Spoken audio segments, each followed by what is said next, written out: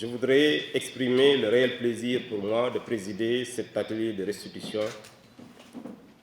du rapport sur l'élaboration du document de stratégie de communication du ministère de l'Économie, des Finances et du Plan, qui s'inscrit dans le programme de coopération ô combien exemplaire avec le Luxembourg. Ce document constitue un pas décisif dans la marche du ministère et la vulgarisation des politiques publiques que nous sommes chargés de mettre en œuvre. Son élaboration a été rendue possible grâce à l'appui de la coopération luxembourgeoise, qui entretient un partenariat solide et fructueux avec notre pays dans beaucoup de domaines comme la santé, l'insertion professionnelle, la gouvernance publique, etc. S'agissant du document de stratégie de communication du ministère de l'Économie, des Finances et du Plan, il convient de le saluer en ce qu'il illustre notre volonté de consolider la modernisation de l'administration publique par une amélioration de la situation, de la relation avec les citoyens. L'usager du service public doit connaître les canaux de distribution du service public par l'effectivité et la plénitude de son droit à l'information. C'est l'enjeu d'une stratégie de communication bien structurée pour aider l'administration à mieux communiquer sur ses missions, ses activités, ses services, ses valeurs, ses objectifs et mieux gérer les relations humaines et plus rapprocher de ses clients.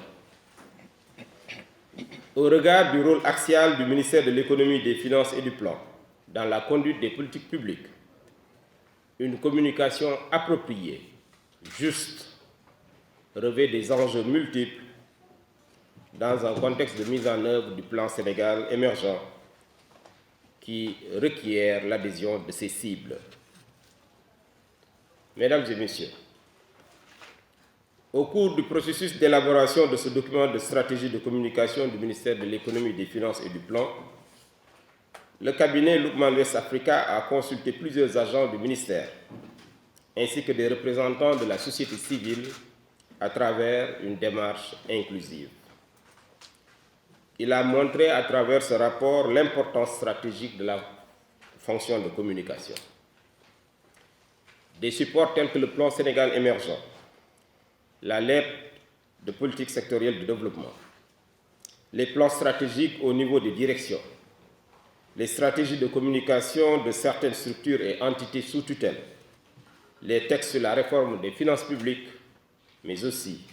des enquêtes et interviews auprès de personnes clés de la société civile ont permis de rédiger ce document de stratégie de communication. Le chemin est donc tout tracé pour combler les attentes d'une meilleure politique de communication permettant de renforcer notre visibilité auprès des citoyens et des partenaires financiers. Il s'agit aussi, par une communication structurée et réfléchie, de permettre une circulation efficace en interne de l'information pour renforcer notre culture institutionnelle, la cohésion et l'implication des agents du ministère et l'expression de leurs propres compétences. Ceci aura sans doute pour effet d'éviter l'asymétrie d'information qui peut exister entre le citoyen, les agents et les cadres dirigeants et d'anticiper l'enfoulement de faits inexistants ou mineurs ou rumeurs tendant à écorner la perception réelle des actions du ministère.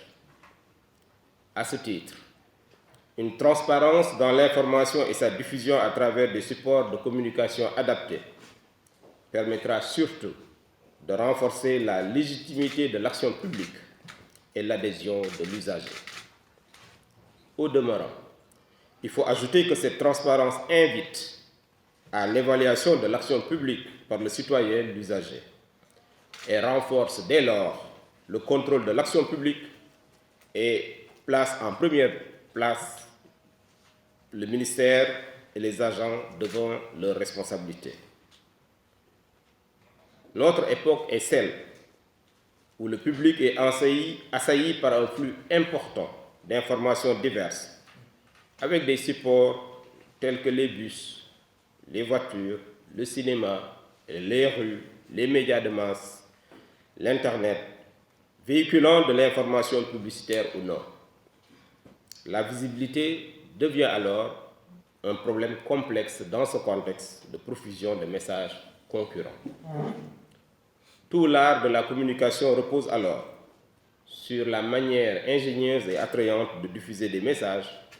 qui impactent positivement la vie du citoyen. Toute stratégie de communication doit faire preuve sous ce rapport d'innovation et de créativité. Mesdames et messieurs, pour conclure, je voudrais relever avec vous l'importance de ces rencontres de cette matinée